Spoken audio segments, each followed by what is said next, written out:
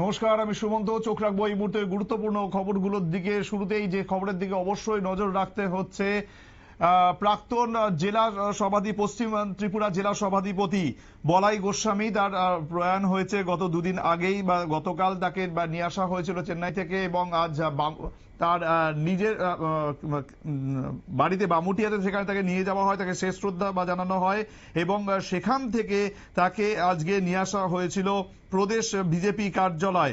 সেখানে তাকে শেষ শ্রদ্ধা জানান দলীয় নেতৃত্বরা। তারপর মন্ত্রী টিঙ্কু রায় কি জানিয়েছেন শুনুন।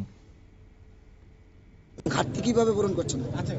দেখুন, কোন মানুষের যাওয়াটা ঘাটতি পূরণ তো সম্ভব নয়, কিন্তু এটা বলতে পারি একজন দক্ষ কার্যকর্তা ছিল। শুধু কার্যকর্তা নয়, এরকম রাজনৈতিকভাবে এত দক্ষ কার্যকর্তা, ইলেকশন পরিচালনা বা ইলেকশন ম্যানেজমেন্ট, এটা এত সূক্ষ্মভাবে তিনি করতেন। এটা আমি আমার জীবনে, রাজনৈতিক জীবনে এটা বোধহয় প্রথম ব্যক্তি যাকে দেখেছি আমি উত্তর জেলার থেকে একদম দক্ষিণ জেলা পর্যন্ত 7টা বিধানসভার বিভিন্ন ইকুয়েশন, সেখানে রিজার্ভেশনই হোক, পঞ্চায়েত নির্বাচন হোক, পঞ্চায়েত সমিতি, জেলা পরিষদ বা বিধানসভা লোকসভা নির্বাচনে সেই বুথগুলোকে ম্যানেজ করা, সার্বিকভাবে বলতে পারি একজন দক্ষ কার্যকর্তা আমরা হারিয়েছি। এটা পূরণ হওয়া সম্ভব নয়। তো আজকের দিনে একটাই বলবো যে পরিবারের যারা রয়েছে তাদের প্রতি আমাদের সমবেদনা। আমাদের ভারতীয় জনতা পার্টি তাদের পরিবারের সঙ্গে রয়েছে। আর উনি যাওয়াটা ভারতীয় জনতা পার্টির জন্য একটা বড় ক্ষতি হলো। এইরকম লোক তৈরি করা, এরকম লোক পাওয়া খুব কঠিন আজকের দিনে। আপনি কি মনে করেন একটা রাজনৈতিক নক্ষত্রের পতন হয়েছে? দেখুন, উনি যদিও নির্বাচনী রাজনীতিতে যেতেন না, কিন্তু তিনি ম্যানেজমেন্ট, যেটা বললাম রাজনৈতিক ভাবে ম্যানেজমেন্ট যেভাবে তিনি করতেন, তিনি একজন ভালো দক্ষ কার্যকর্তা। তিনি নেতা তৈরি করতে পারতেন। তিনি নিজে যদিও জনপ্রতিনিধি হিসাবে সভাধিপতি এবার তিনি নির্বাচিত হয়েছেন, কিন্তু ওনার জীবনের একটা বড় সময় নেতা তৈরি করতে তিনি সময় দিয়েছেন।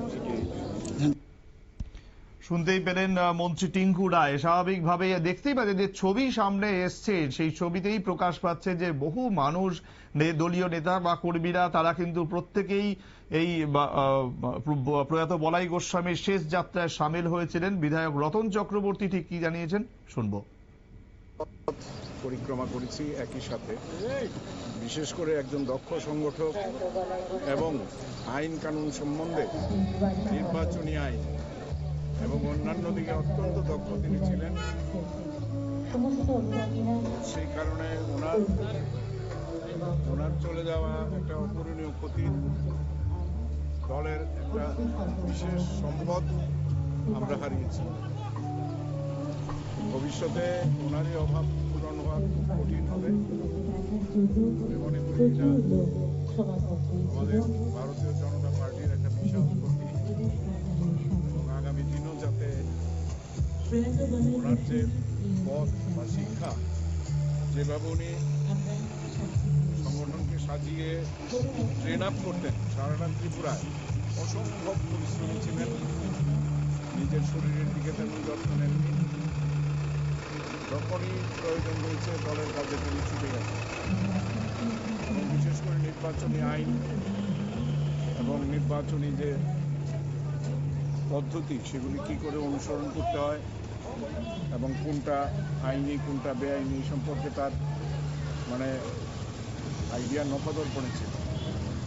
তো সেই কারণে আমার ব্যক্তিগত একটা বিশাল লস এবং দলেরও একটা বড় ক্ষতি হয়েছে। এটা সবাই মিলে আগামী দিন এটাকে, তার পথকে অনুসরণ করে, তার শিক্ষাকে, অধ্যবসায়কে আমরা মাথায় রেখে আমাদের চলতে হবে। আমি আশা করি সেই দিকে আমাদের সমস্ত কর্মীরা, আপামর কর্মীরা নজর দেবেন এবং সেটার দিকে অনুসরণ করে চলবেন।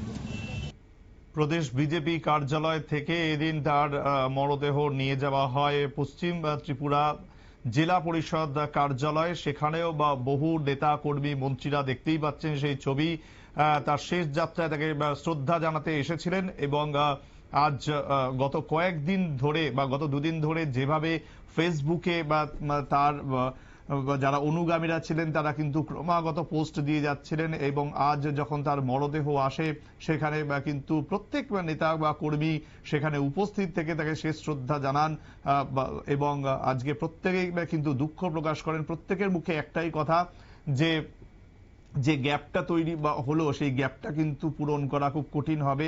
মানুষটি যত অত্যন্ত জনপ্রিয় একজন ছিলেন এবং তার কাজের জন্য তার যে জনপ্রিয়তা তা একেবারে চরম শিখায় পৌঁছেছিল। তার অবশ্যই তার প্রয়াণে প্রত্যেকে শোক জ্ঞাপন করেছেন। নেব একটা ছোট্ট বিরতির পর ফিরবো অন্যান্য খবর নিয়ে, সঙ্গে থাকুন।